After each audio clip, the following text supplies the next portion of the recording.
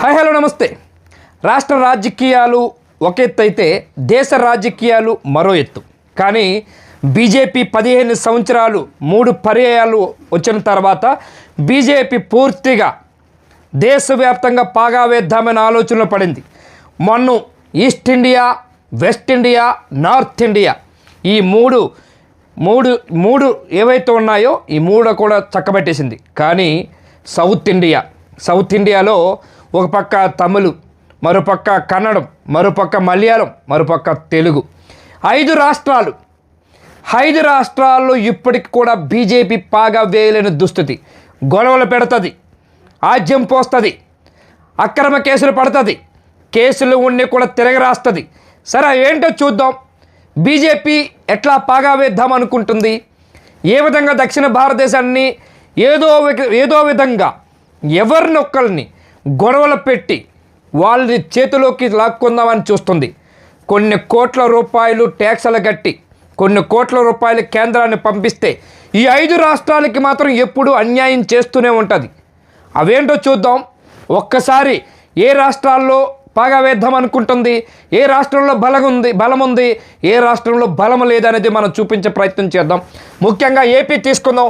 ఏపీలో బలమైనటువంటి TDP party ఉంది, టీడీపీ తర్వాత వైసీపీ ఉంది, జేఎస్పీ ఉంది, జనసేన పార్టీ ఉంది. ఇప్పుడు టీడీపీ, జేఎస్పీ, బీజేపీ ఈ 3 పార్టీలు కలిపి వైసీపీ పక్కన పెట్టింది, ఓడగొట్టి ఈ 3 ఎలియన్స్ అయ్యింది. కూటమిగా తయారయ్యి 3 పార్టీలు ఒకటై ఈ రాష్ట్రంలో అధికారంలోకి వచ్చింది. కానీ టీడీపీ బలమైనటువంటి పునాదులున్న పార్టీ. 1982 సంవత్సరం నుంచి ఇప్పటి వరకు కూడా బలంగా కార్యకర్తలు గ్రామీణ ప్రాంతం, పట్టణ ప్రాంతంలో అది కూడా కార్యకర్తలు బలంగా ఉన్న పార్టీ టీడీపీ. వైసీపీ కూడా అదే రీతిలో గత 15 సంవత్సరాల నుంచి వైసీపీ కూడా అట్లాగే ఓన్ చేసుకుంది. ఓటు శాతం కూడా 40% ఉంది. అట్లాగే జేఎస్పీ నిన్న కాక మొన్న వచ్చిన పార్టీ. ఎప్పుడు కూడా ఈ పార్టీలో నిలకడ లేని పార్టీ అనుకోవచ్చు. జేఎస్పీలో ఇప్పటికి కూడా నిలకడ ఉండదు. ఈరోజు చెప్పింది రేపు ఉండదు. పవన్ కళ్యాణ్ ఏదో మాట్లాడతారు. పవన్ కళ్యాణ్కి ఒక స్టెబిలిటీ లేదు, రాష్ట్ర రాజకీయాల మీద అవగాహన లేదు. ఏదో వైసీపీలో 2 కారణాలతోటి మొన్న రాష్ట్రంలోని ఈ 3 పార్టీలు కలిస్తేనే వైసీపీని ఓడగట్టాయి. కానీ లేదనుకుంటే వైసీపీని ఓడగొట్టే ప్రయత్నం కూడా ఏ పార్టీ కూడా చేయలేదు. కానీ ఇక్కడ బీజేపీ తీసుకుందాం. బీజేపీ, జేఎస్పీ, టీడీపీ 3 కలిస్తేనే కూటమి అధికారంలోకి వచ్చింది. అది ముఖ్యమంత్రి చంద్రబాబు నాయుడు ముఖ్యమంత్రిగా ఉన్నారు, మనకు తెలిసిన విషయమే. అందులో బీజేపీలో ఉన్న ముఖ్యమైన ఒక మనిషికి, ఒక వ్యక్తికి మాత్రమే మంత్రి పదవి ఇచ్చారు, అది మనకు తెలిసిన విషయమే. జేఎస్పీ ఈ 2 పార్టీలు లేకపోయినా టీడీపీకి డోకా లేదు. కానీ మాట ఇచ్చారు కాబట్టి, కూటమి నేతలుగా వెళ్ళారు కాబట్టి ఇప్పుడు కూడా వాళ్ళు ఓపికతో ఉన్నారనేది రాష్ట్రంలో తెలుస్తున్నది. ఇప్పటికి అధికారంలో ఉన్న ఇక్కడ ఇప్పుడు టీడీపీ, జేఎస్పీ ఉన్న ఎంపీలు సపోర్ట్ తోటి బీజేపీ ఉందన్నది అందరికి తెలిసిన విషయమే. అయినా సరే రాష్ట్రానికి రావాల్సిన నిధులు కానీ, మన రాష్ట్రానికి రావాల్సిన అభివృద్ధి కానీ పూర్తిగా రానియకుండా అడ్డుకునేది ఎవరు? బీజేపీ కదా. అడగలేనిది ఎవరు? టీడీపీ, జేఎస్పీ కదా, జనసేన పార్టీయే కదా. ఎందుకు అడగరు? ఇక్కడ చంద్రబాబు నాయుడు మీద ఒక కేసు ఉంది. ఆ కేసులన్నీ వెనక్కి వెళ్ళాలనుకుంటే వీళ్ళు మాట్లాడరు. అందుకనే ప్రత్యేక హోదా అన్నారు, ప్రత్యేక ప్యాకేజీ అన్నారు. రాయలసీమ 4 జిల్లాలు, ఉత్తరాంధ్ర 3 జిల్లాలు, రాయలసీమలో మరకాపురం ప్రాంతం కలుపుకొని మొత్తం కలిపి ప్రత్యేక ప్యాకేజ్ ఇస్తామన్నారు. అది కూడా గాల్లో కలిసిపోయింది.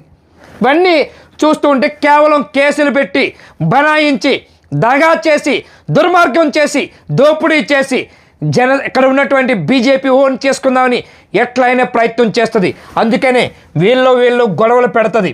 కానీ బీజేపీ ఎప్పుడు కూడా ఆజ్యం పోస్తుంది. అవసరం అనుకుంటే 2 రోజులు వాళ్ళతో పెళ్ళాడుతుంది, 2 రోజులు వీళ్ళతో పెళ్ళాడుతుంది, అందరితో స్నేహం చేస్తుంది, వెనక నుంచి ఎవరికి ఏం పెట్టాలో చేసి చూపెడుతుంది. ఇది ఇక్కడ ఏపీలో ఎప్పటికీ కూడా బీజేపీ జీవితంలో ఎప్పటికీ కూడా రానేరు.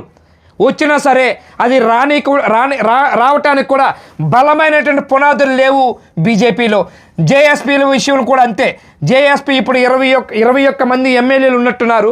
21 మంది ఎమ్మెల్యేలు ఉన్నా ఇప్పటికీ కూడా గ్రామీణ ప్రాంతం నుంచి పట్టణ ప్రాంతం వరకు కూడా ఈ పార్టీలు, జనసేన పార్టీలు ఇప్పుడు కూడా కమిటీలు లేవు. అంటే కేవలం ఏంటంటే షో ఫైట్ లాంటి పార్టీ జనసేన పార్టీ అని చెప్పవచ్చు. అందుకనే ఇక్కడ ఈ రెండు పార్టీలు నమ్మవసరం లేదు. ఎప్పటికైనా వైసీపీ, టీడీపీ ఈ రెండు పార్టీలకి మాత్రమే బలమైనటువంటి పునాదులు ఉన్న పార్టీలు రెండు. ఏపీలో ఈ రెండు పార్టీలకు డోకా ఉండదు. బీజేపీ ఎప్పటికీ రాలేదు, రానియరు కూడా, అది తెలిసిన విషయమే.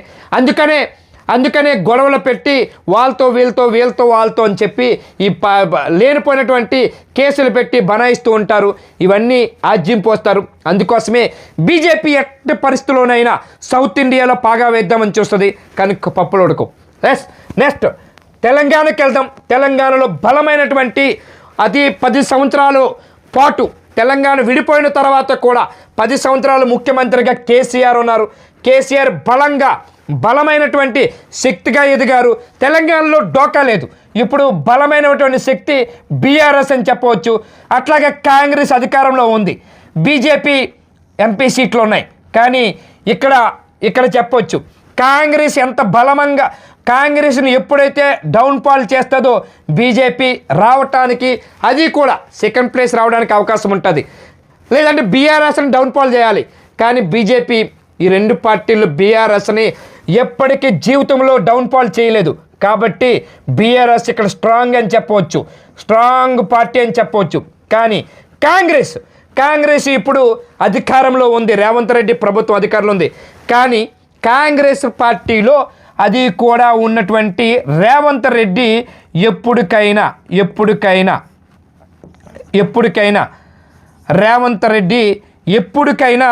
వెళ్ళిపోయే ప్రమాదం ఉన్నది. అది ఎందుకు? కేసులు, ఓటుకు నోటు కేసు ఉంది. బీజేపీ ఎప్పటికైనా ఓన్ చేసుకోవడానికి ప్లాన్ చేస్తుంది.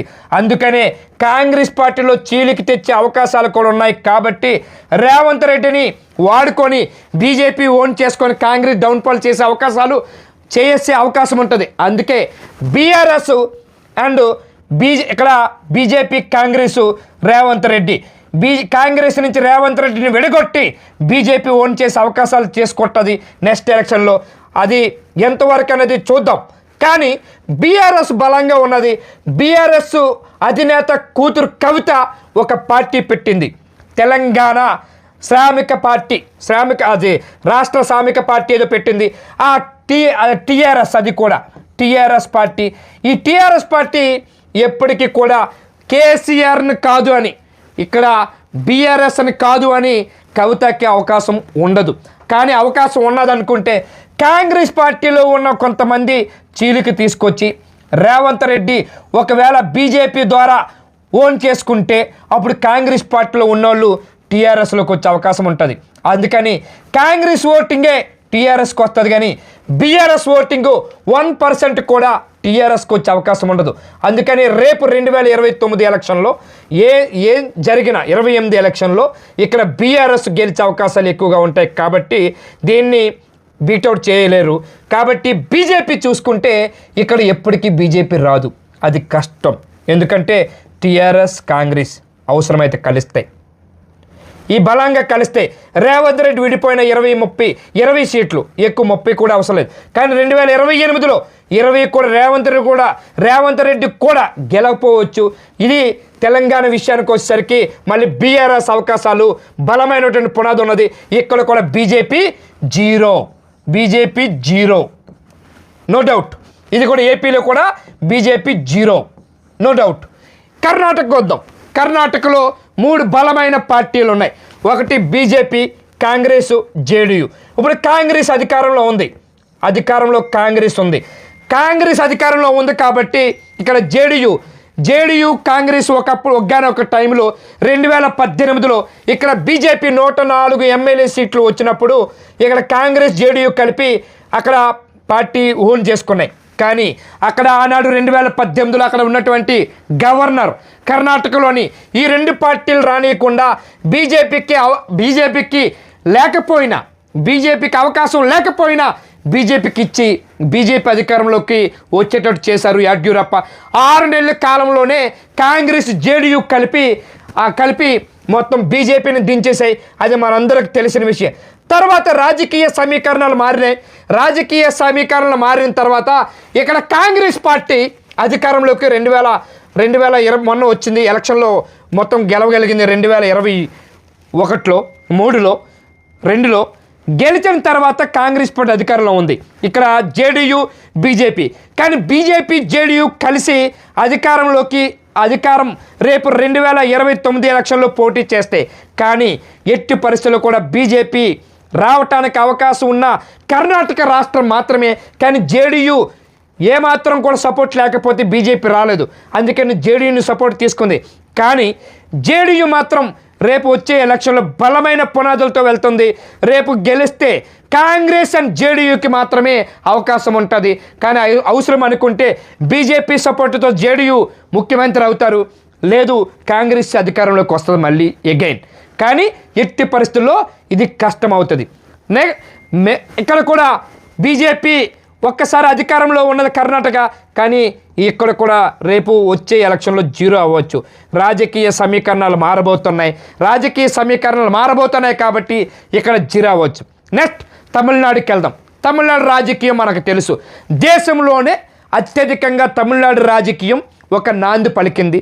టీవీకే అధినేత విజయ్ చాలా దారుణమైనటువంటి ఒక మార్పుకి నాంది పలికారనడానికి టీవీకే ఈరోజు ఒక సంచలనమైన చెప్పొచ్చు. రాజ్యాంగము, అంబేద్కర్ ఆశయము, ప్రజాస్వామ్యము కాపాడాలి, ప్రజలు ప్రభువులు అనాలి అనే నినాదంతో ఏల గుర్తుతోటి విజిలేసి టీవీకే అధికారంలోకి వచ్చింది. ఇక్కడ రాజకీయ అన్ని ఉద్దంతులైనటువంటి ఏఐడిఎంకే ఈ 2 పార్టీలు అగ్గేస్తే ఇద్దరికి కూడా పడినటువంటి పార్టీలు. ఈరోజు 2 పార్టీలు కలుద్దాం అనుకున్నది, కానీ ఇక్కడ కూడా పప్పులు ఉరకలేదు. ఇక్కడ బీజేపీ విషయానికి వస్తే 1 సీట్ వచ్చింది. అది కూడా ఎందుకు వచ్చింది? ఏఐడిఎంకే ఫుల్ సపోర్టింగ్ ఉన్నటువంటి ఆ సీట్ కూడా బీజేపీకి 1 రాగలిగింది. కానీ ఇక్కడ కూడా తమిళ్లో కూడా టీవీకేనే అధికారంలోకి రానియకుండా టీవీకే అధికారంలో రావాలనుకుంటే మాతో కలవాలని చెప్పింది. కానీ ప్రజాస్వామ్యాన్ని కూల్చేద్దాం అనుకుంది, ప్రజాస్వామ్యాన్ని పూర్తిగా కిందకి దించేద్దాం అనుకున్నది. ఇక్కడ కూడా పప్పులు ఉడకలేదు. బీజేపీకి ఇక్కడ కూడా జీరో అయింది. బీజేపీ జీరో అవడంతో కాంగ్రెస్ పార్టీ వెళ్ళి ఇక టీవీకి మద్దతు ఇచ్చింది. మద్దతు ఇవ్వడంతో ఒక పక్క సిపిఐ, సిపిఎం, పిఎస్కే పార్టీలు మద్దతుతోటి టీవీకే అధినేత విజయ్ ఈరోజు ముఖ్యమంత్రిగా ప్రమాణం చేశారు. ఇక్కడ కూడా బీజేపీ జీరో. బీజేపీ ఎప్పుడు కూడా వద్దాం అనుకున్నది, ఇక్కడ కూడా జీరో. ఈ రాష్ట్రంలో కూడా బీజేపీ రావటం కష్టం. నెక్స్ట్ కేరళ రాష్ట్రానికి వెళ్దాం. కేరళ రాష్ట్రానికి వెళ్తే యూడిఎఫ్ కాంగ్రెస్, ఎల్డిఎఫ్ సిపిఎం, అక్కడ కమ్యూనిస్టుల పార్టీ ఉండేది మొన్నటి వరకు. మొన్న జరిగినటువంటి ఎలక్షన్లో కమ్యూనిస్టులు ఓడగొట్టి యూడిఎఫ్ కాంగ్రెస్ పార్టీ గెలవగలిగింది. ఇక్కడ కూడా బీజేపీ ఓన్ చేద్దామని బీజేపీ కొంతమంది శక్తులతో కలిసి ప్లాన్ చేద్దామని చూసింది. అక్కడ కూడా కేరళలో కూడా ఇక్కడ కూడా పప్పులు ఉడకనీ లేదు. కానీ ఎప్పటికీ జీవితంలో కేరళ, కర్ణాటక, తమిళనాడు, తెలంగాణ, ఏపీ ఈ 4 రాష్ట్రాల్లో ఈ కర్ణాటక మినహాయించి, కర్ణాటక ఎందుకు మినహాయించాలంటే ఇక్కడ జేడీయూకి కాంగ్రెస్కి స్టెబిలిటీ లేక అందులో ఉన్న నేతలు ఒక అన్స్టెబిలిటీతో ఉండటంతో బీజేపీకి ఒక్కసారి అధికారం వచ్చింది. అది కూడా ప్రజాస్వామ్యాన్ని కూని చేసి వచ్చింది. ఒక కర్ణాటక మినహా, అంటే 4వ పార్టీ బలంగా లేనప్పుడు ఇక్కడ బీజేపీ అవకాశం ఉంటుంది తప్ప, అది కూడా ఎక్కువ మోతాదులో ఐటీ సెక్టర్ ఉన్నటువంటి రాష్ట్రము, అట్లాగే చదువుకున్న వాళ్ళు ఎక్కువగా ఉన్నటువంటి రాష్ట్రము, వలసలో ఉన్నటువంటి రాష్ట్రము, ఎక్కడి నుంచో వచ్చి దేశంలోనే అక్కడ ఉద్యోగం రీత్యా చేస్తున్న రాష్ట్రం కాబట్టి బీజేపీ ఆ ఓటు శాతం పెంచుకోగలిగింది. అది కూడా ప్రజాస్వామ్యాన్ని కూని చేసి. అందుకే కర్ణాటకలో అది కూడా 50-50 ఛాన్సులు రావచ్చు ఆ జేడీయూ మద్దతు. కాబట్టి ఎప్పటికీ సౌత్ ఇండియాలో ఎప్పటికీ రాలేదు అనడానికి ఇది ఒక బీజేపీకి, సౌత్ ఇండియాకి బీజేపీ జీరో అని చెప్పాలి. జీరో. బీజేపీ ఎప్పుడు సౌత్ ఇండియాలో జీరో అని చెప్పాలి. ఏం జరిగినా రాష్ట్ర రాజకీయాలు, దేశ రాజకీయాలు ఏదో చేద్దాం, ఏదో విధంగా దించుదాం, సౌత్ ఇండియాను ఓన్ చేసుకుందాం అనుకుంటున్న బీజేపీకి ప్రాంతీయ పార్టీలు జులకెస్తాయనడానికి ఇదే నిదర్శనం. ఏం జరిగినా బీజేపీకి ఆ చాయిస్ ఎప్పటికీ ఏనాటికి సౌత్ ఇండియా ఇవ్వదు అనడానికి ఈ బలమైన పునాదులున్న పార్టీలు ఉన్నాయి. ఈ పార్టీలు ఉన్నంత కాలం బీజేపీకి కష్టమని చెప్పాలి. Thank you.